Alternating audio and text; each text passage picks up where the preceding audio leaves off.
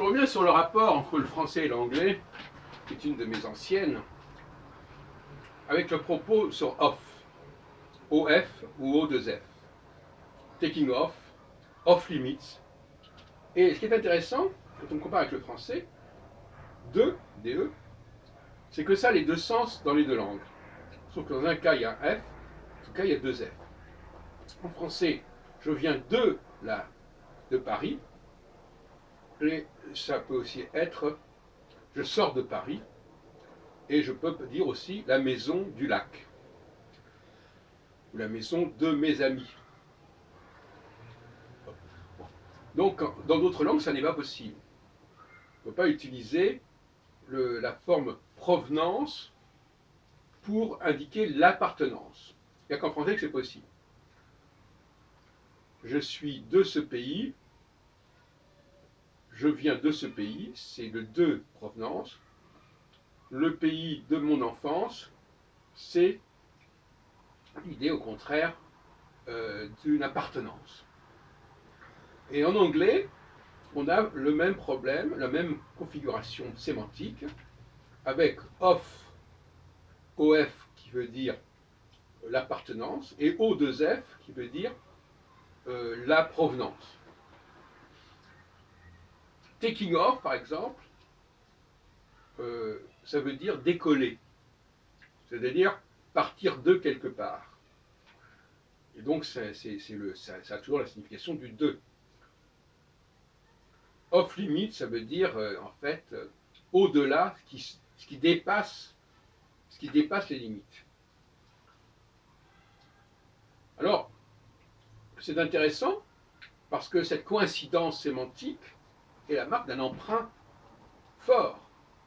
C'est-à-dire que l'on a confondu, dans un premier temps, off comme en français, dans les deux usages, et puis à un moment donné, on a voulu distinguer. Alors on a inventé une idée de deux F. Une idée tout à fait amusante, étrange même, quelque part. Mais ces deux F, c'est simplement une façon de distinguer le off provenance et le off appartenance. Voilà. Donc, voilà ce que je voulais vous dire. Je l'ai peut-être déjà dit, d'ailleurs, moi j'avais envie de le redire en tout cas, parce que c'est un des exemples les plus remarquables de la dépendance et de l'interdépendance entre les deux langues. Et comme vous le voyez, on est dans le calque. Les emprunts ne se limitent pas au fait qu'on emploie les mêmes mots. Ça peut être aussi les mêmes tournures, la même grammaire, et pas forcément les mêmes mots. Mais c'est calqué. C'est-à-dire que voilà, on voit bien que ça vient de là. J'ai donné d'autres exemples l'autre jour. Alors parfois les calques sont difficiles à repérer parce qu'il y a eu des erreurs. Par exemple, always. Si je vous dis always vient du français toujours, vous me direz, mais non, jour, c'est pas ways. Oui, sauf que jour en anglais, ça se dit days.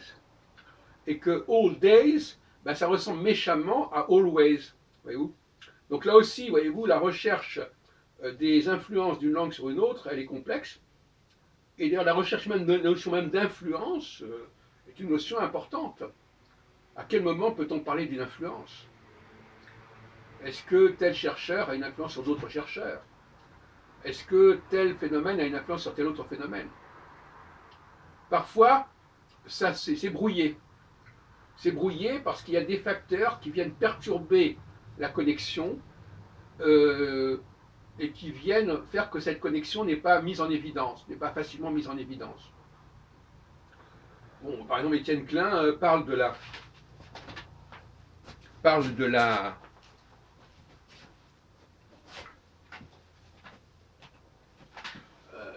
fait que les lois sur la chute des corps de Galilée, eh bien, ces lois,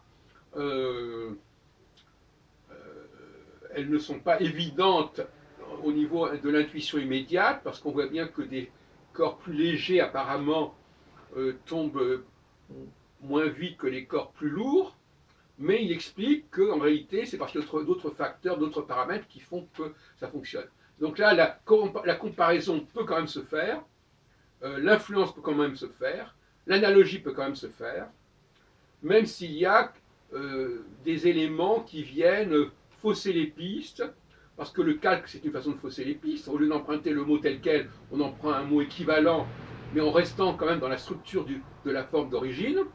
Voilà, donc finalement, cette question de l'influence est une question fondamentale, évidemment, puisque c'est aussi le problème de l'influence des hommes sur les femmes, l'influence du génie humain sur l'humanité, l'influence de l'astrologie sur l'humanité. Enfin, je veux dire, toutes ces questions-là sont complexes parce que